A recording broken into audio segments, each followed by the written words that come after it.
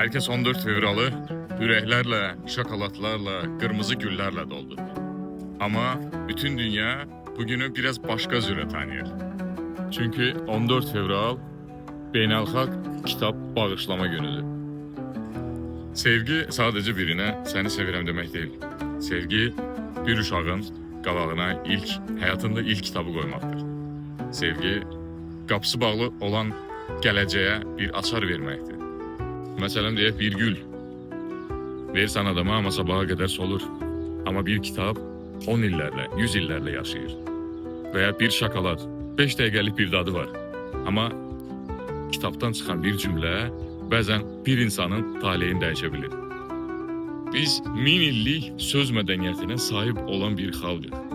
Bizim sevgimiz kağız üzərində tarix yazıb. Və əgər 14 fevralı qeyd edəcəksənsə, bir uşağa kitap bağışlayın, bir məktəbə kitab verin, bir evə işıq aparın.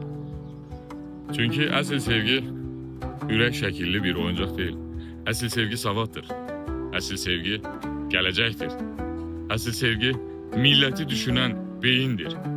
Ümid edirəm bu 14 fevralda birinə gül çiçək yox, birinə gələcək hədiyyə edərsən. Sağ olun.